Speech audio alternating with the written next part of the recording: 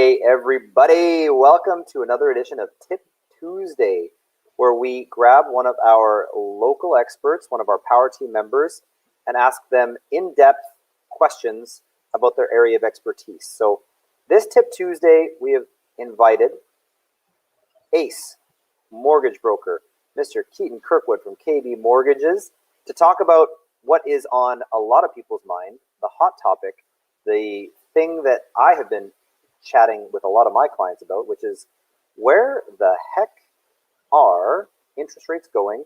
I heard from a friend of mine, or I saw a post or something or whatever, interest rates might be going up. Keaton, tell me about it. Interest rates already gone up, James. Okay. I was jumping through all the investing groups on Thursday, posting the bond yields, and everything's been spiking. It's pretty crazy. Rates have stayed flat. So the bond yields are what drive fixed rates. And they've been flat for the last 8 months. And in 1 week, they almost doubled. Well, they did double. And so they went from 0.5 roughly on average up to about 0.1. And then they've dropped back down. So there's a lot of people freaking out. And I think it's a lot more noise than it needs to be, in the sense that this isn't rates going up forever. This is just a bit of a spike. I know, James, you've had a couple questions, and a few of the mogul guys have like, what do you do? You're about to buy a property, rates have just gone up, you're worried you've missed the boat. And the good news is that they've gone up, they spiked. So the bond yields went up from about 45 basis points, so 0.45, up to about 0.95. They've already dropped back down yesterday and today to 0.789 currently. So it seems like it's probably, I can't speak today, probably a relatively temporary blip. And what happens is when the stock market gets really heated and investors start flocking to other investment vehicles, bond yields have to go up to draw more money. I don't know about you, James, but I've seen a lot in the news the last few weeks about the stock market and Bitcoin. You know, I believe hold the line was the flavor of the week. So I think it's a temporary thing, just due to a lot of attention through Robinhood and the different investing platforms, because it's already coming down quickly. Right. But if you're an investor or you're a homeowner and you've got a renewal coming up, I wouldn't stress too much, because this has affected fixed rates. So if you're in a position where you have to make a life or death decision while rates are a little bit higher, our biggest solution is just go variable, because variable rates are not affected by the increase in fixed rates. So you can take variable, the rates are quite low right now, and ride them out for 2 months, 3 months, 6 months, however long makes sense for you. And then you can convert into a 5-year fixed when the rates have stabilized, or decide to just ride or die in the variable side. So there's lots of options if you go that route. Whereas the mistake a lot of people do is worry that rates are going to go to 10%. They'll lock into a 5-year fixed right now, and then they'll be upset when, 3 weeks from now they've dropped again. So nothing's fundamentally changed. Got it. Okay, so then if I'm hearing you, the answer to the question, should I freak out? The answer is no, I should not freak out. No, this is minor turbulence on the plane. We're not going down.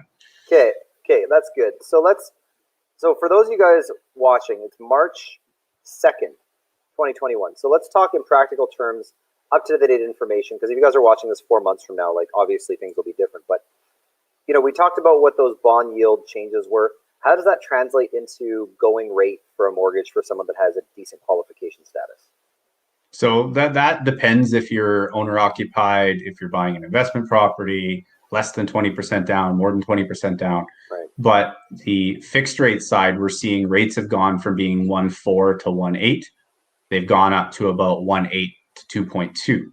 So generally speaking, we've seen about a 0.4% increase. But some of the lenders have been dragging their heels, and I think we'll see the really aggressive lenders drop very quickly, because they're really fighting for market share right now. The cool thing, though, is variable rates are like 1.3 to 1.55 right now. So there's a big spread with the variable rates all of a sudden. And you can, take the variable rates while they're good, and you can always move to a fixed rate in a few months when things are better, hopefully. No guarantees, but that's the trend right now. So Got it. Okay. So you're thinking that variable is going to be a little more advisable, because the variable will float with the turbulence. So you're not locking in at the exact wrong time. Yeah, it's the reality is that variable historically has been cheaper than fixed rates That's true, for yeah. the last 25 years roughly. So there's an argument that rates are so low that fixed is the time, but the people who followed that argument are stuck at 2.7 or 3.2 right now. So Yeah. it's when is low enough? I don't know. I think that, if you're borrowing for less than inflation, does it really matter? If you're buying a good solid cash flowing investment property, if you lock in at 2.2 or 1.8, is it going to make a difference of the performance of your asset over the next 30 years? Probably not, Right. particularly when you get to write off the interest cost. So True that, yeah. So let's kind of do it in more practical terms. So, like let's pick a house value that would be kind of palatable across the country. So let's say a $600,000 house, 20% down is 150. So it's a $450,000 mortgage. That 0.4%, what does that really do to the monthly payment?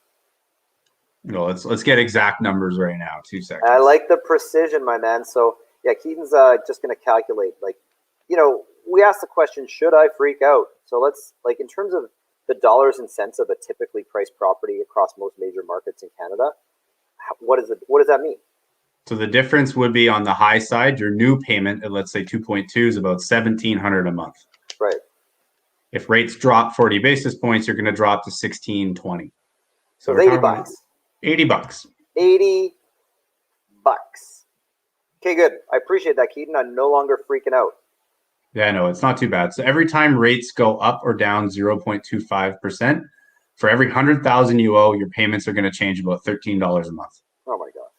Yeah. So I mean, and let's take that conversation in another direction, because one thing I notice our clients try to do sometimes is they get really, really obsessed about rate shopping, and they're talking to a million different banks, and they're trying to save 0.05% interest on a $400,000 property, or a 0.1% interest. Like, talk to me about maybe there's some pros because you save $5 or $10 a month, but like, what are some of the cons of running around rate shopping? I'd say it's very similar to if you're looking at investment properties and you've got your realtor looking for the cheapest property out there.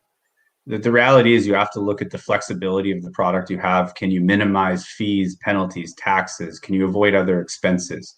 Can you write a faster offer on the purchase and pay slightly less? So quite often people get blinded by the lowest rate, but not realize what else they're giving up. It's kind of the equivalent to buying a big pickup truck because it's cheap, but not realizing that over the next 5 years, the gas costs are going to exceed the savings you had. Good analogy. And the reality is that, we're usually talking about 0.1%, which is going to translate to $100 per year per 100,000 you owe. So it's up to you. Is it worth 4 or 5 hours of your life going from relationship to relationship to try to figure out who's going to shave off that little bit extra to move your payment $3 a month?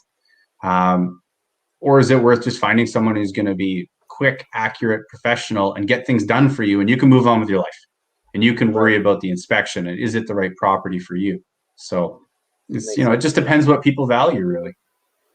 Well, and part of it too, you talked about things like flexibility of terms. I know different mortgages are going to have different things, like, if you want to sell the house early, different penalties or different repayment options. So can you get a little bit more specific on some of the flexibility items? Like, when we're shopping mortgages, instead of trying to just save $5 or $10 a month, like, what are some of those big ticket terms that make a huge difference in how the property experience goes? So one of the big ones would be portability, the ability to, if you do take a new 5-year fix, let's say, and you lock in at 1.9 or whatever it is, in 3 years, you need to move to a bigger home. Rates have gone up to 3% or whatever it may be.